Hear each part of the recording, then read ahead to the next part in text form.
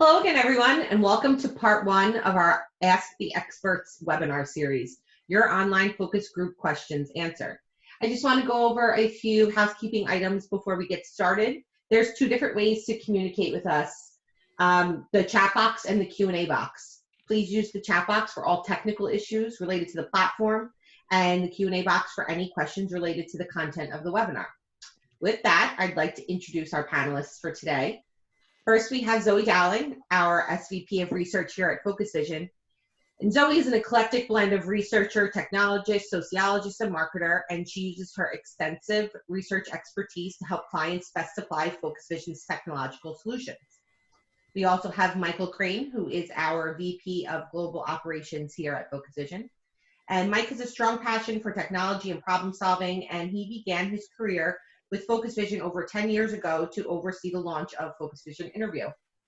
Last but certainly not least, we have Shannon Danzy of Danzy Consults. Shannon specializes in online qualitative research, and she founded QRCA's Young Professionals Committee and co-chairs both the New York Metro chapter and the Equality and Inclusion Task Force. At this time, our panelists are going to dive right into the discussion. Zoe, would you like to get started?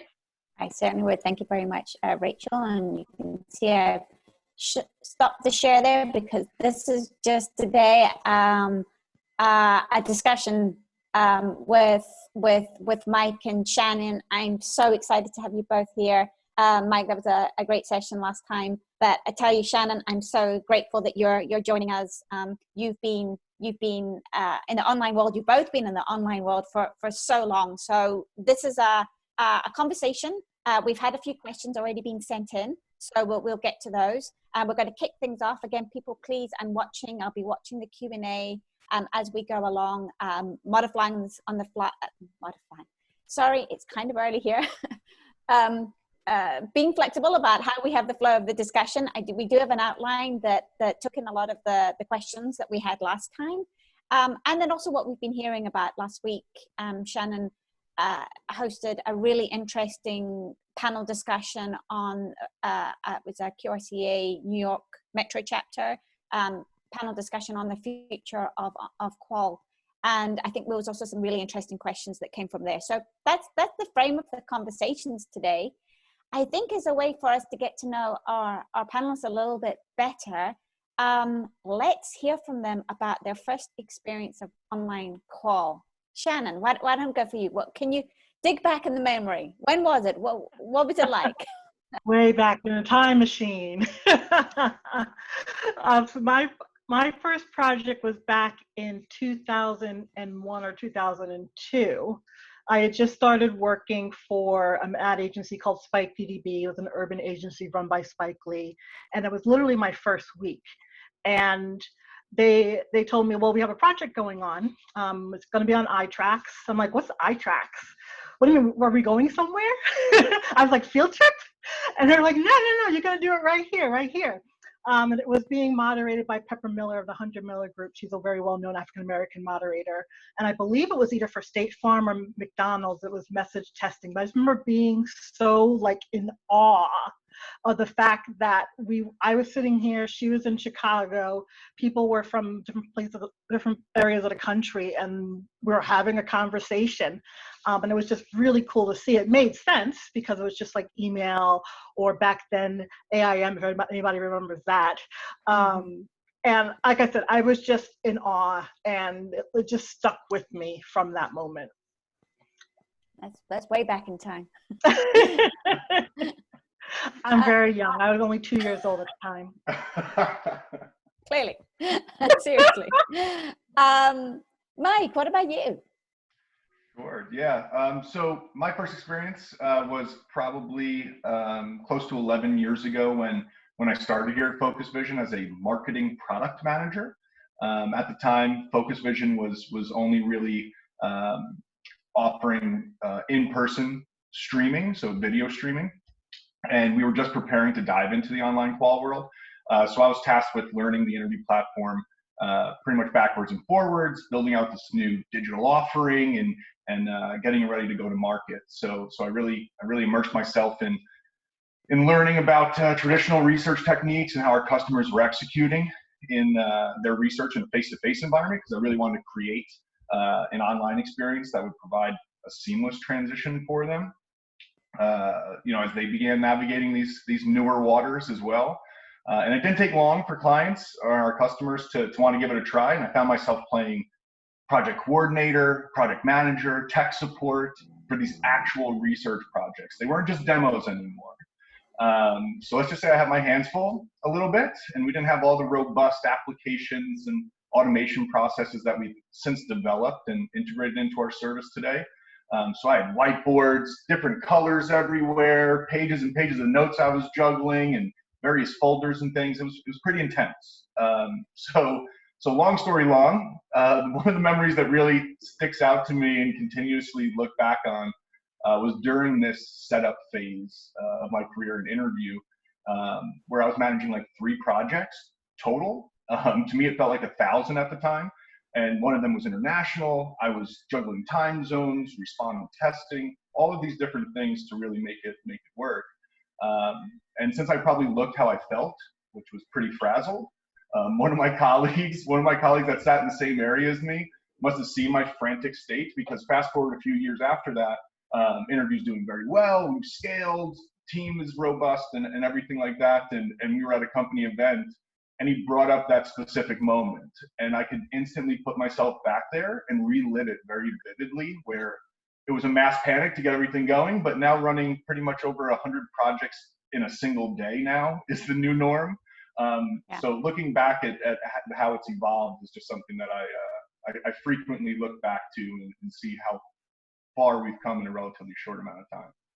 Yeah, absolutely. And so I think both of your stories set the scene why I wanted both of your perspectives. So Mike, you've got the real nuts and bolts, the technical and how things have evolved along over the last decade with this technically.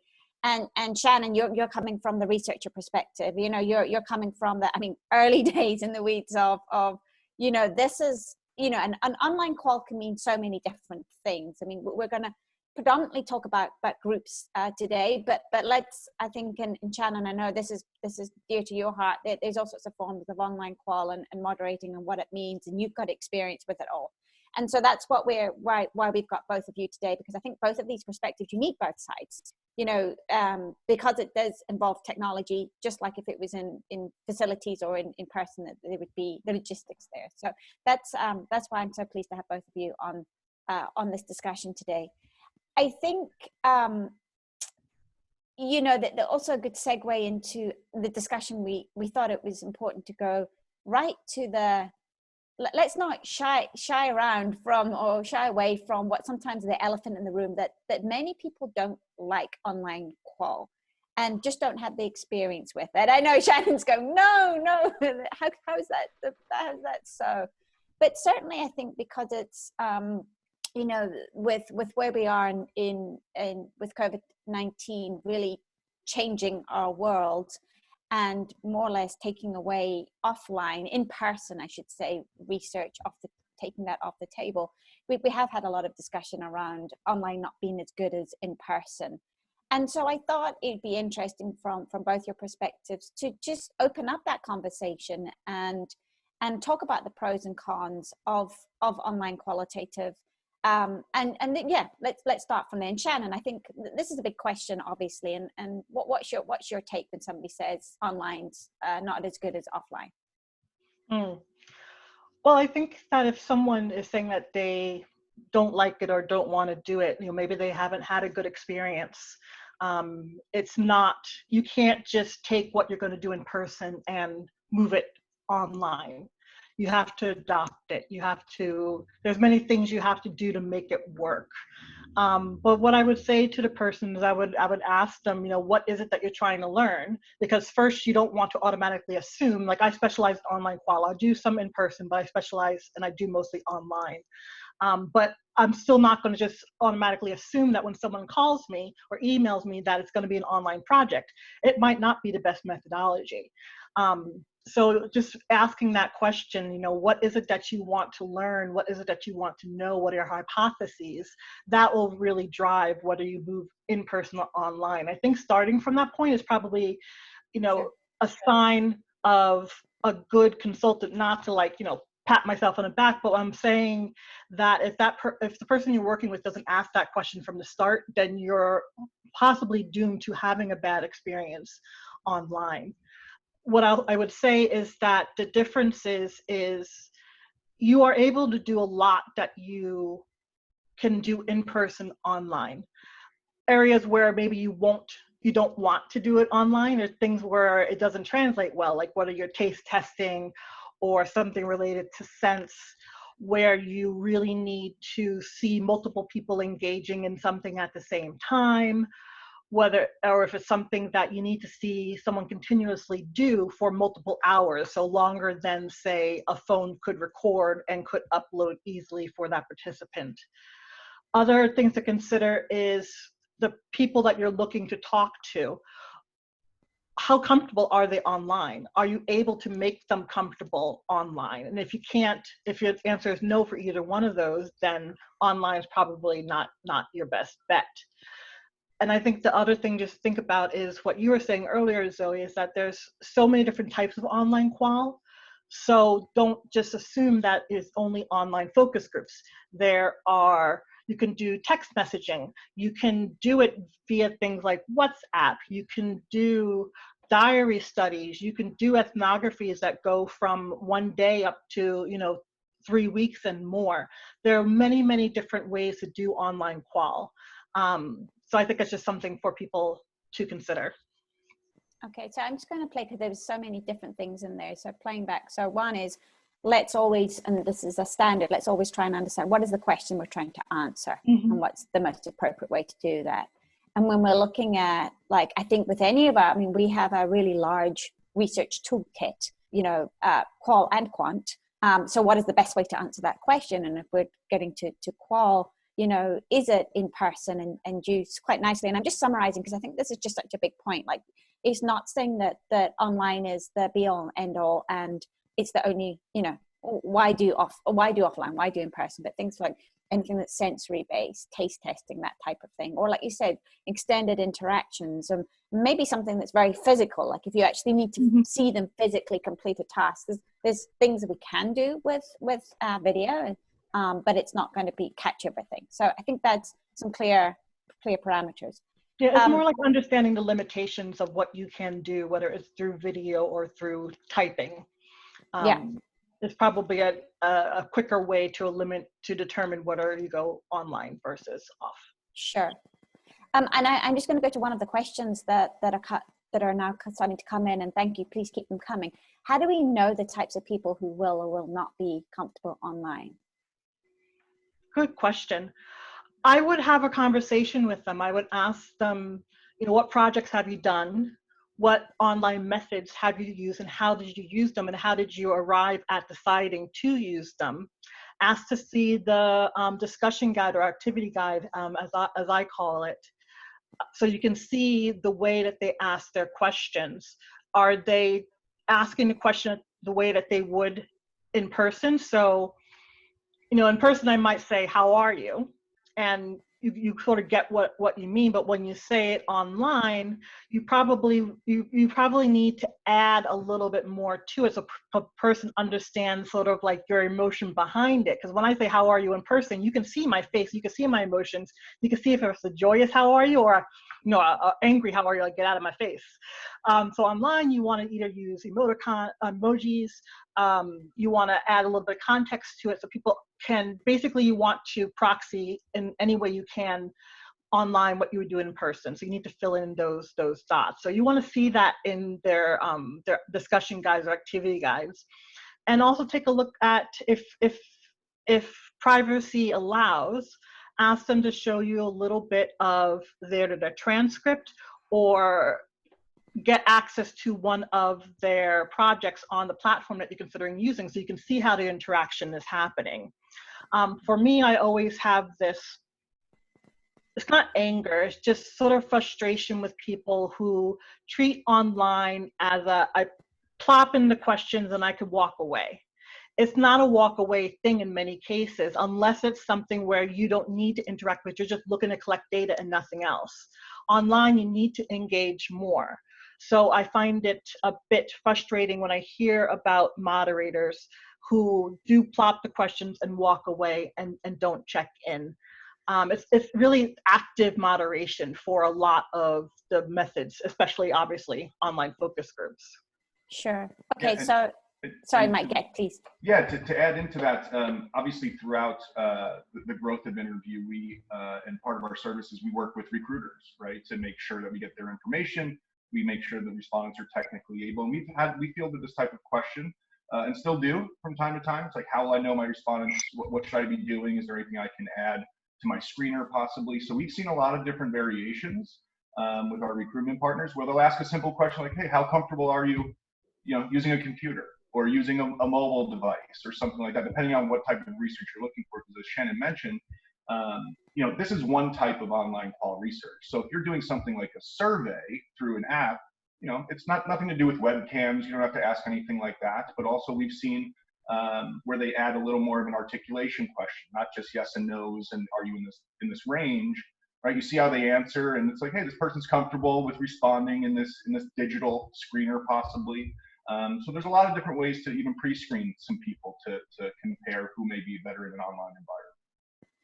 And so I think that's great, because there's two sides to this question. One is how comfortable from a researcher's side and are you for doing online, making sure that you're adapting your approach, filling in gaps, because say it's more of a community or it's text-based, then you're not seeing those facial expressions, or like here, I mean, at least with video like this, you can see gestures and you can see the face, but it's making sure to adapt to the methods. Then what you've just brought in, Mike, is thinking about the participants, which is quite right. So how comfortable are they? Who are they? And in some cases, this goes for all qual. Like, are people able to articulate how they're feeling? I mean, that's a challenging one, and of course, it's also up for the researcher, the moderator, to get that out of people. But if they're just going to be shy and sit in the corner of the room and not say anything, they're not going to be the ideal participant. Yeah. But similarly, if the technology is a barrier, if they don't want to be on video, if they're not prepared to type in responses, then that's not going to make they're not going to make an ideal participant. So I think it's not make an ideal participant, but there are ways to draw those people out. So there's been several times where I've had participants who might be shy because of the topic, or it might be a topic that would be way revealing if it was in person. A good moderator will find ways to draw that person out should they need to. Yeah. And that's a very interesting point too, Shannon, because what we've heard from moderators and feedback, especially once again, kind of pulling back the memory banks of feedback that we've collected throughout the years, moderators have told us that they felt that some respondents with sensitive topics, where if they're sitting physically in a room talking about something very sensitive, they may be a little more reserved. But if they're sitting at their home or their office by themselves, sometimes they're able to leverage that and have them open up even more than they would in person. So you're absolutely right that the moderator can figure out ways to really hone in on those traits and bring out the most, depending on what methodology you're using. Yeah. So, and that's one of like the beauties of online qual, the ability, because it's been proven that people feel more comfortable and safer when they're not necessarily face to face. And because they have more time and they can do it, especially for asynchronous qual, where they can answer where at a time that's convenient for them, they're more likely to share more.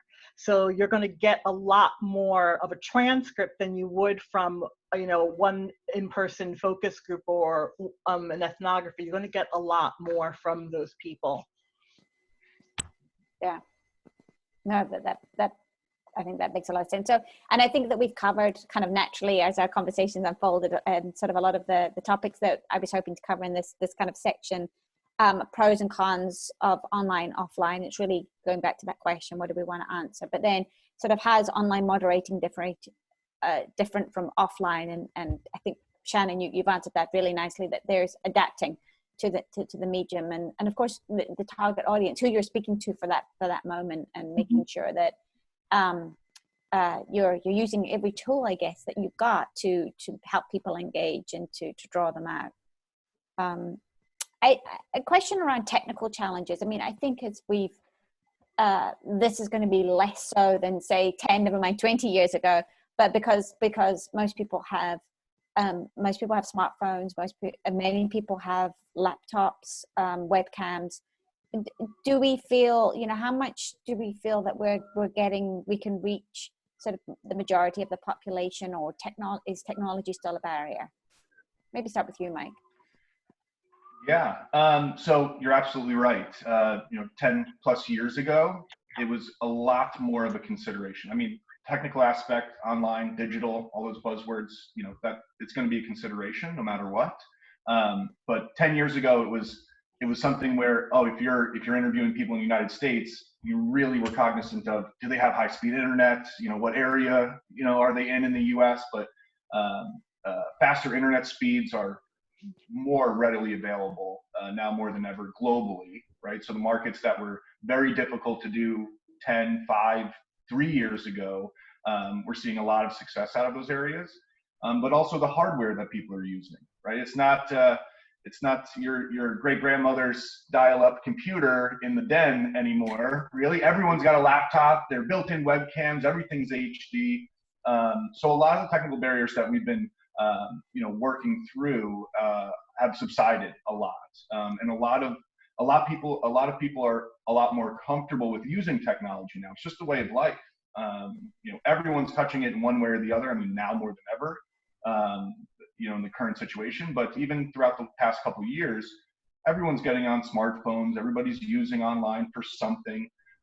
So not only the technological barriers, but the people barriers of adopting the technology and using technology, it's just continuously getting better and better. So the markets that we would say are potential issues or high risk, if you will, are getting smaller and smaller and smaller and smaller. So yeah, I would agree with a lot with what Mike said. It is getting smaller number of people you aren't able to do online qual with. I think really nowadays it's judging how comfortable that person is doing online qual. They might have access to it, but are they comfortable doing it? And how accessible is the platform for that person? Is it a dedicated app versus do they have to go to a browser, which tends to be a little bit more challenging for people? Is it that they're going to be restricted to their laptop? Or can they go between the two? You got to think about where the action is happening and how comfortable that person is going to be in that action. But there still are populations where online qual is still not the best. So people in rural places, or say reservations where broadband isn't out there yet, even their Wi-Fi might be spotty. So it's more of where are they located in that case. And then some people just don't want to be pulled along. So if they're having a problem downloading the app, then that's a sign that they're not going to be very comfortable, which leads me to testing where you can. So pre-test where you can with the population you're trying to test with, to make sure that they are going to be comfortable doing what you're asking to do, and you don't end up with any surprises. And if you aren't able to do that, when the project starts, include sort of very, very clear, line by line, letter by letter, being more wordy than you might otherwise be, instructions as to how to do what it is that you want them to do. Don't presume. Think about sort of the peanut butter and jelly challenge.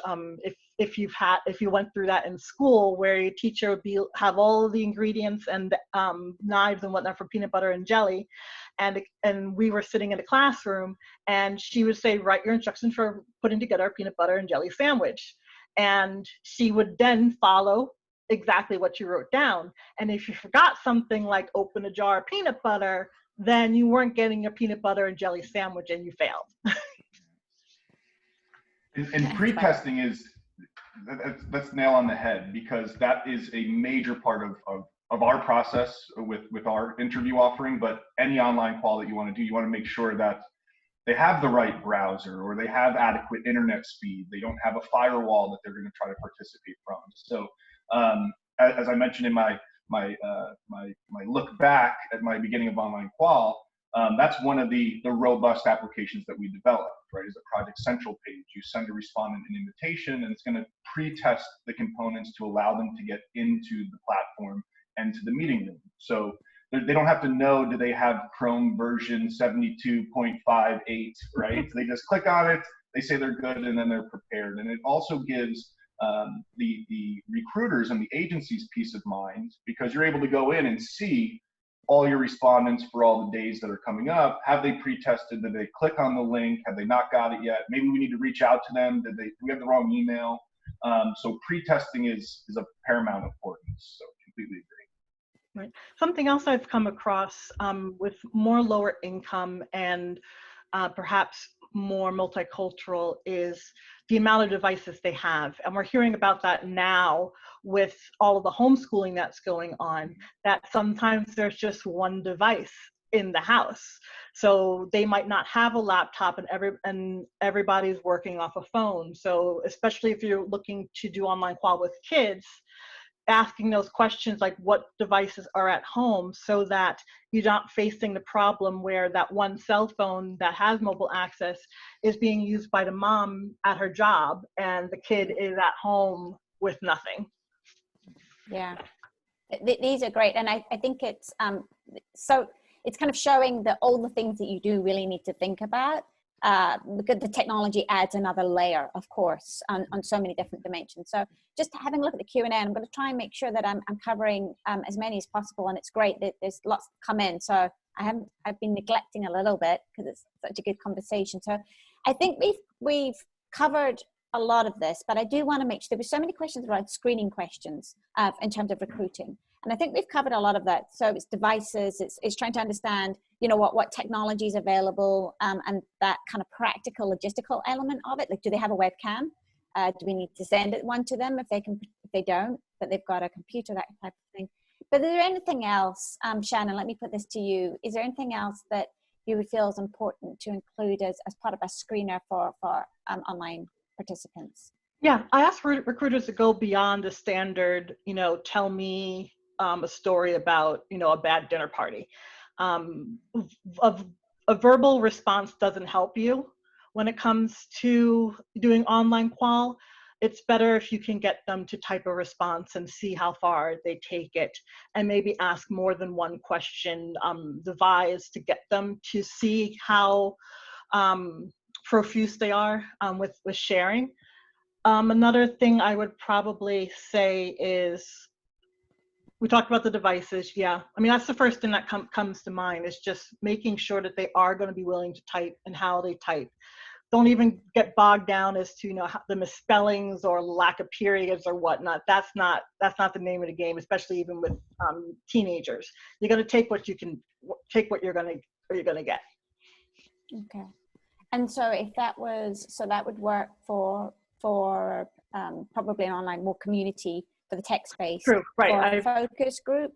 Yeah, no, I think this is all important, because if this is to many people now, we're kind of forced into this. It's like, so it's great having all the, you know, what do I need to think about? So if I'm recruiting for an online, even an IDI or a group, is there anything, I mean, would you get do you think recording a video of themselves talking it, like, what would be the equivalent? For video, I think it's okay to just do a verbal, you know, over the phone if that's how you're recruiting. Okay. I think for online focus groups, it's really more of seeing, you know, are they going to be holding that phone? Like, do they have a tripod at home to put their phone on if they're going to be using a phone? If they're going to be holding it, you know, can they find, you know, a way to stack up books? So asking them the device that they're going to be using, how that device will be held or displayed, or whatever the appropriate word might be, I think is important, because you don't want, you know, if I was doing this on the phone, you know, it going like that, because that's definitely distracting. And you also don't want to only get, like, you know, part of their face. So I like to sometimes add that to the screener, or even if they've been screened in, doing that little trial beforehand, and just ask them quickly to come on for 5 minutes or so, see how it's going, and make sure that you can see everything that you need to see. We know that in person it's easier to read emotions, the micro expressions that are going on, even the way that your hands are moving will show you how, how you're feeling. So getting the view like we have here, or even more, so you can see a little bit more of their body, is what you want to ask them to do. So again, either do that if you can right before the group starts, or right a few minutes before the group starts, or just send them instructions, again, very detailed instructions ahead of time, just telling them. And sometimes I find it's even better to give them a video example of what it is that you want to see. So this is what I want, and then a video of this is not what I don't want to see. It's not very helpful. That's great. I think and just building on this, and just kind of keeping the flow of also the questions are coming in. So here's a broader question, because it's not just about the recruiting and how to really set the scene, although I think that's incredibly important, because that's going to lead to the success of your online qualitative session. What's the most important thing to remember for a first-time online focus group moderator? I think both of you coming from different perspectives. Who wants to jump in? Let's go to Mike. What have you seen? Because, I mean, obviously there's a lot of people coming now for the first time. What would you say to them? Yeah, so speaking specifically for InterVu and our services, what we always try to tell moderators is relax and have a good time with it, because your respondents are going to feed off of that energy. And we have technicians that are live in the meeting with you throughout the entire session. So the technical aspect should be completely off of your radar. We want you to focus on conducting the research, getting the insights that you need, and that technician will be there to do anything that you need them to do. Because that's really where we see probably one of the most hangups, other than developing a discussion guide, transitioning possibly in-person research to online, and all that goes into that, is one of the hesitations or concerns is the whole technology behind it, and not being just in person and worrying about sitting down and moderating, say.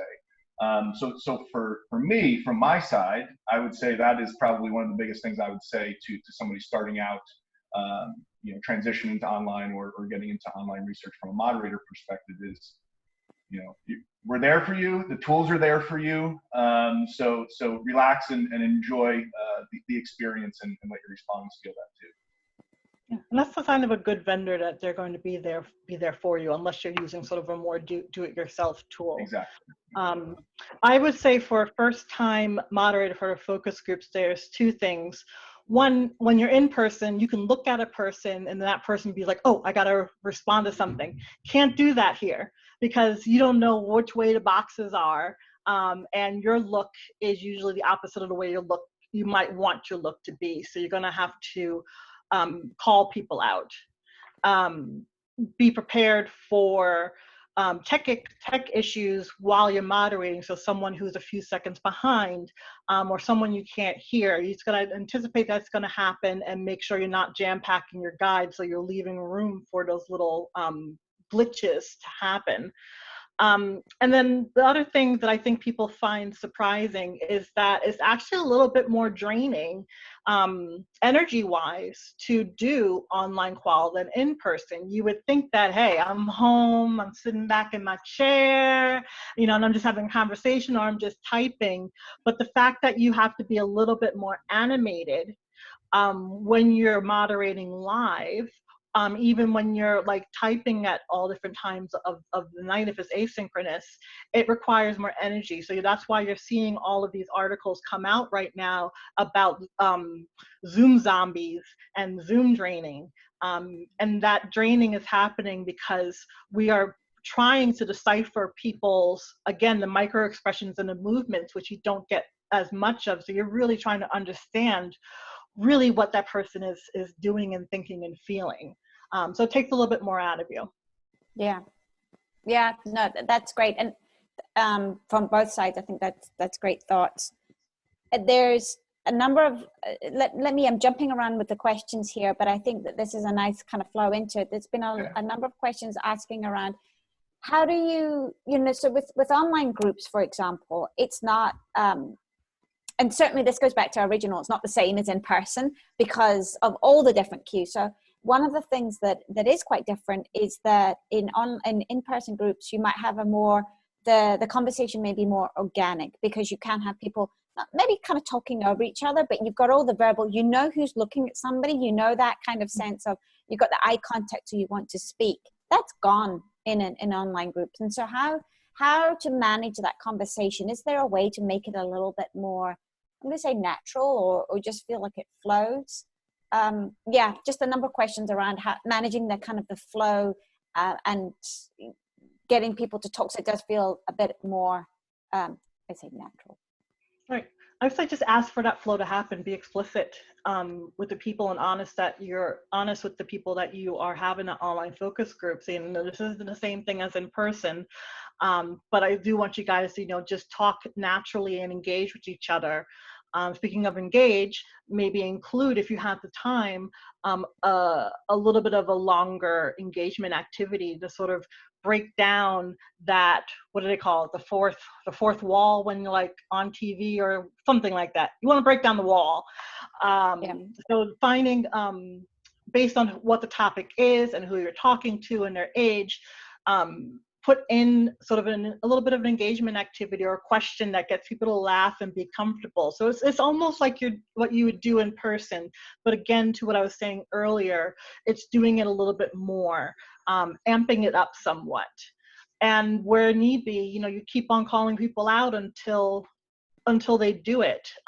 I have I add in a little bit of self-deprecating humor, and try to make my little corny jokes. So if you need to that's what I do sometimes to pull people in, be like, all right, now there's just silence going on. I know y'all really got something to say, and things like that. So you're being human as you would in person, but making sure that you're bringing it to the online space as well. Yeah. And another, it's so, I love the conversation too that we're having, just because when you're saying things, Shannon, it's like, yeah, we've seen moderators do this in the platform. It's very relevant. So, and one of the things that we've seen done from moderators too is, throughout a conversation, if you're talking to a respondent for 60 or 90 minutes, a focus group, right? And you're just having a face-to-face, maybe your research doesn't call for stimuli, so you really got to keep the conversation going. What they'll do is at certain points in their discussion guides, and they'll call it up, is just something that's an interactive type thing, right? Throw a poll up for them, right? So they get out of just looking at the screen and they click on something or they draw on something, right? So we see breaks. Exactly. And it really helps. Our technicians have said it, and you've been seeing it. You see them kind of, okay, the respondents perk back up, and now we're ready for the next 30 minutes and go through it. So it's, we see that with our moderators and online all the time. And I think that's kind of a great segue into some other things. And I'm going to call out, somebody's called Zoom zombies. And I think, both of you have talked about how that energy, these are just the different tools that you've got to find also within yourself. And, it's a very, there's a lot of energy from the moderator side that needs to go into, probably even more so, taking the participants and really bringing the energy to it. Yeah, what you put in is what you're going to get out. Yeah. So a couple questions, again, I think one of the most common questions we've received, and well, I'm going to put two of them out there. So one is, what's the optimum number of participants? And also, what are we talking about length? I know we kind of the segue on take a break if it's 60 to 90 minutes and whatnot. But Shannon, what do you think? What have you found? Yeah, so I think it's based on a couple of things. What it is that you're trying to do and what your comfort level is, because I hear different answers across the board. So I'll start with length first. If you don't need 90 minutes, don't do 90 minutes, because 90 minutes is a damn long time. So especially if it's a one-on-one, think about it. If would you want to, talk to like your cousin for 90 minutes for a long time? And luckily, your cousin, and hopefully they're a fun conversationalist, so maybe you could, but you don't know what you're going to get out of the person that you're about to bring onto screen. So I'm not saying not to do 90 minutes. I'm saying think about the questions you need to ask and sort of jot them out in an outline and see whether that would fit into a 60 or a 90-minute thing. If it's a 90-minute, then go back to what Mike was talking about, where you're sort of breaking up the conversation to keep the energy pumping. In terms of size, I hear a lot of people saying 5 to 6, which is fine. My personal preference is 3 to 4, and that's just because I want to. Even I guess this is not a difference between in person and online.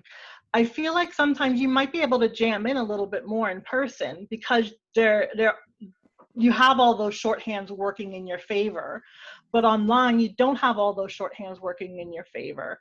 So the fewer people I have in the group, then the more of a conversation and the more relationship I can build with those people to pull out more from them.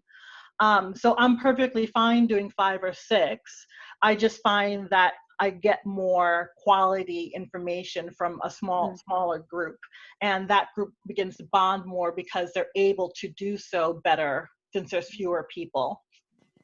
Before I come to you, Micah, I'm just going to echo that. I think my preference is generally always for a smaller group, and maybe that is just one of the key difference between in-person and online in terms of optimizing what you can get out of it.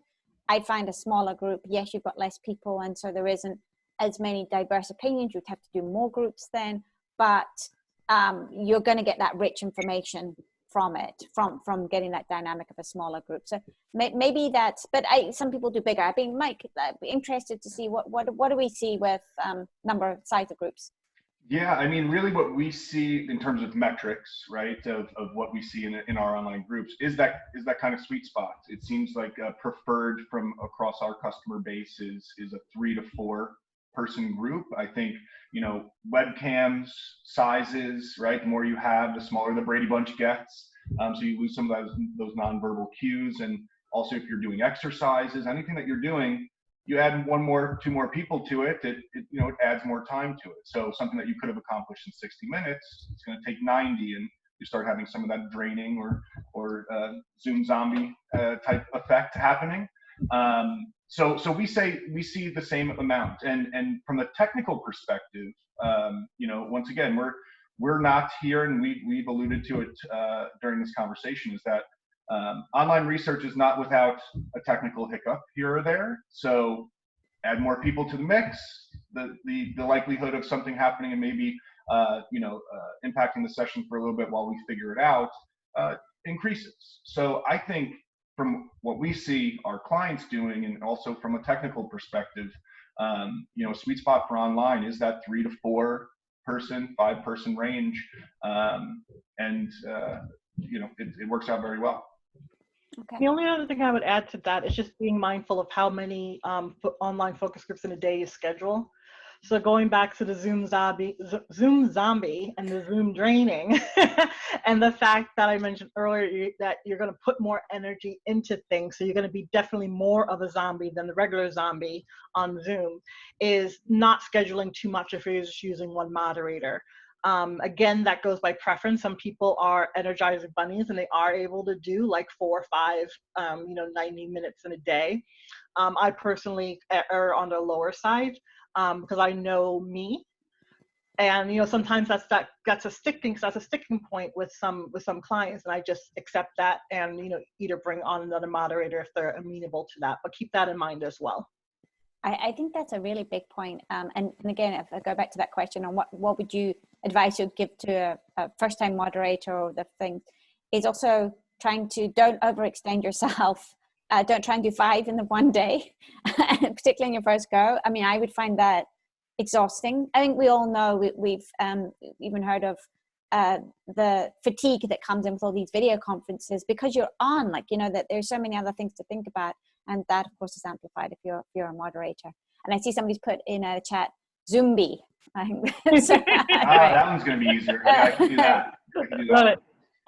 I am aware of time. I want to get to there's some questions coming in around homework activities, but also, you know, we've had a lot of questions around stimuli, when to use, when not to use, how does this work? And I think there's two different sides from this. Again, there's the technical side and a lot of practicalities around those kind of nuts and bolts. Let's start first though with you, Shannon, on how do you like to use stimuli? Big question, because of course it depends what you're asking.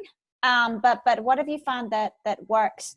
Do you think a homework beforehand is preferable again, or does that just really rely on what kind of questioning you've got?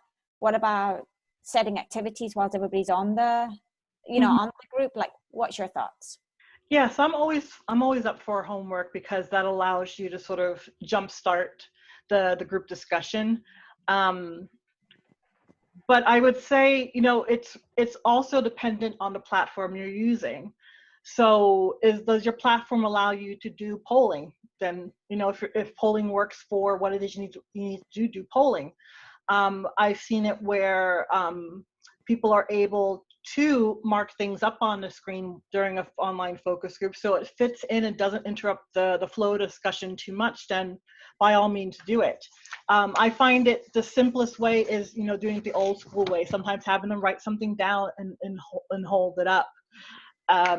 I've seen people use some outside tools to sort of keep the conversation going, and sometimes even putting, you know, a couple of the other people in that online focus group back into the waiting room if they need to have a quick sidebar for whatever reason.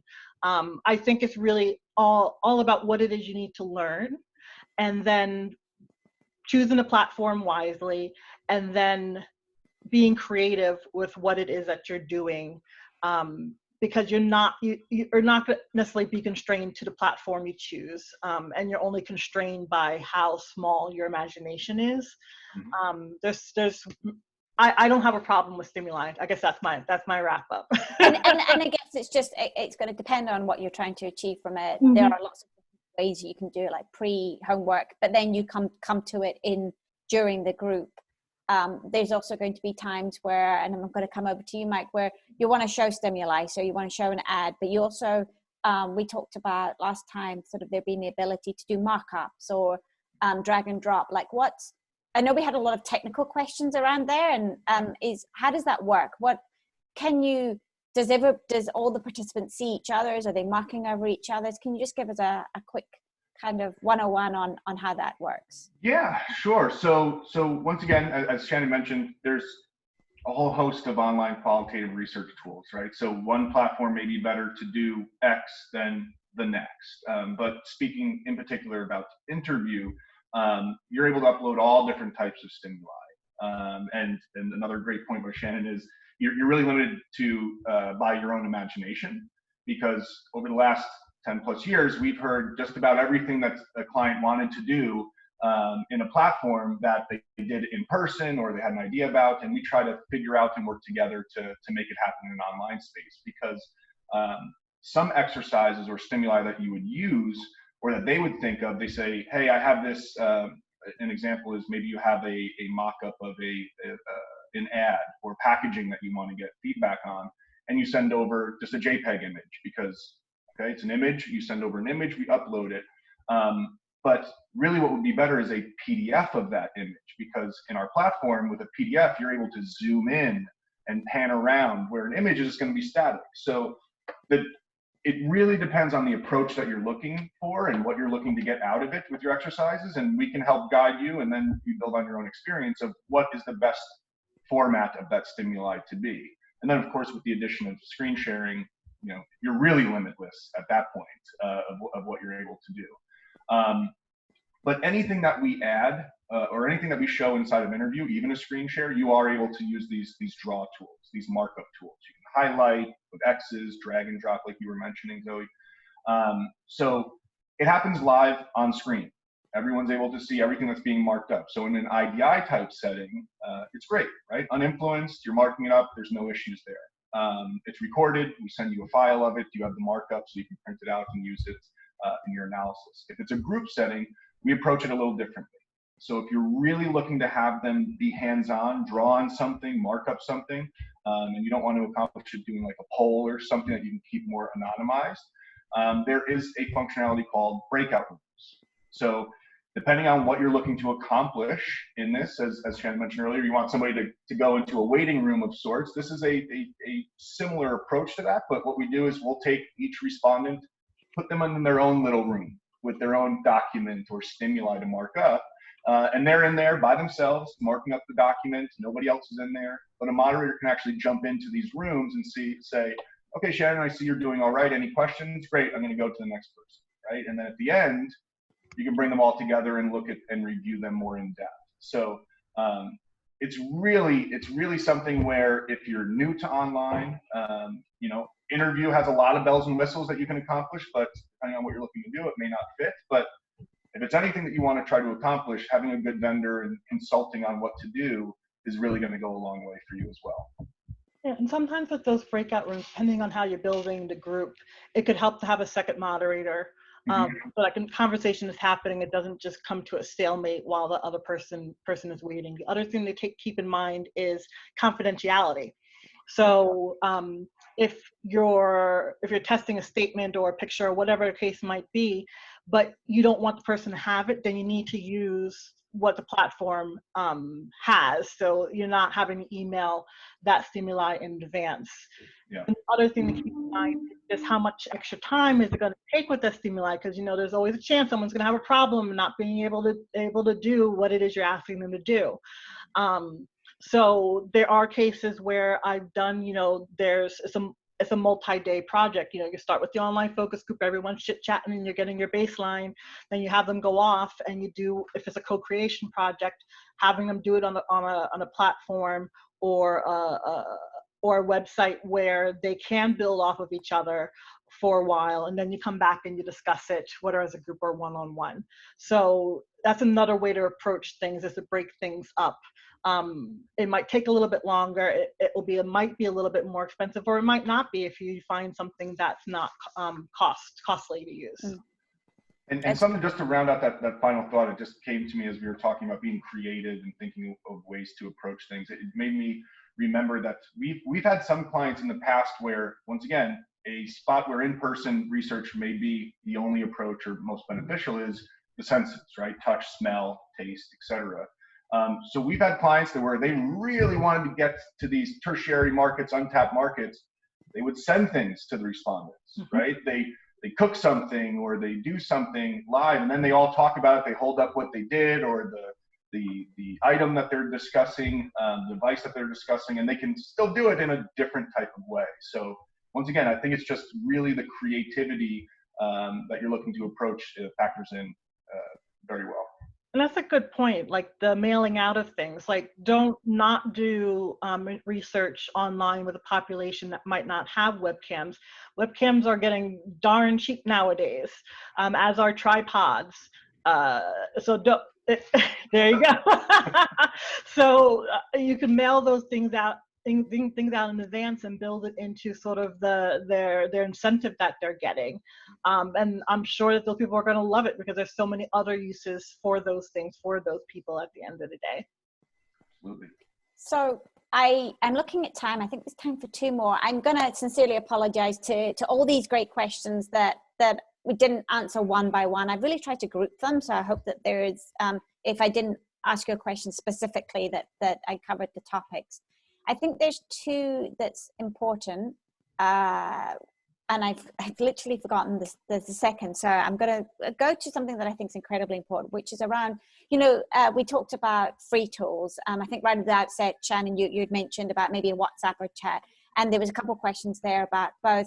Interested to hear more. Somebody also said, what about privacy and security? And just to add some more flesh to this, there's a great question around, or comments in the sense of, WhatsApp groups, Zoom, Google Meet. Somebody's new to online research, would like to make a definite statement with clients that, ready for business, the new normal. What's the advantages of choosing a professional, dedicated, qualitative research platform versus these free tools? No, that's a great question. I would say if you're starting out, use one of the free tools and, play around with your family and friends.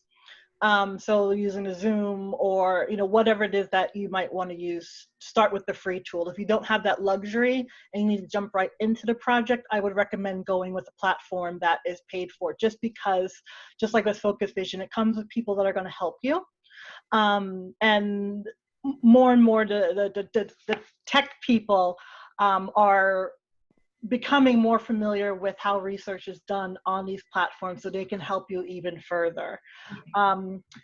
Say for that, you have to, use something free or even use something paid, and you haven't done it before, then reach out to someone and have them walk you through a one-on-one. So there are many organizations out there, such as the QRCA, which is made up of all qualitative researchers or people who are involved in qualitative research. We have a very active community where people ask questions all the time, and you can reach out to someone and have conversations with people. Find someone like that. That's really the best way to learn if you have to jump right in. And before you go, Mike, I'm just going to vouch the QRCA, an amazingly I'm going to say chatty group, but in the best way, best way. So friendly, so willing to share and help. And so I think that's definitely, I would say, what a great place to go and find your buddy to help you through it. Mike, what's your thoughts? Yeah, I completely agree with Shannon. I mean, playing around with things. I mean, one of the things, thinking back now about a first-time moderator and stuff like that is, play around with webcam technology if you're looking to jump into it. So Zoom with your friends and family, get comfortable on webcam. So I think using the available free tools to get your feet wet, so to speak, is a great first step. And then when you're looking to move into actual research, you can look for a full service type vendor or a DIY or a hybrid, right? Where you're comfortable doing certain aspects of it, but you need a partner to help you with others. So I think it's all valid points. That's great. I know we've got to wrap up. This is just from my perspective. I'm also going to say one of the real benefits and what I urge everybody to think from. I would love you to use our platform, but there's plenty other ones out there.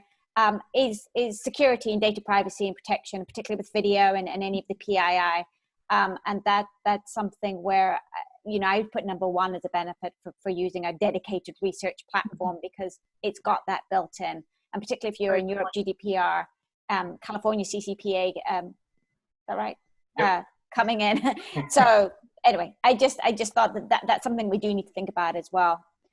Listen, we're at our time. Still so many questions. This is clearly a big hot topic. I'm going to thank everybody for joining. Thank you so much for spending the time with us. Thank you very much for the questions. I'll have a look at those, and we'll try and collate some answers to the ones we didn't ask. Mike, Shannon, thank you so much for your time. Really appreciate it. It's been great, Shannon. Always love it. And you too, Mike. Thank you so much, everyone. Over to you, Rachel. Thanks, Zoe. Thank you both so much for joining us today. That was wonderful. As Zoe said, we weren't able to get to all of the questions, but we will definitely be following up soon. And if there's anything else that you would like to answer, answered, please email us at webinars@focusvision.com, and we will respond to your question at that time. We hope you enjoyed today's discussion, and we really hope to see you at future webinars. Have a great day, everyone. Thanks all. Bye-bye.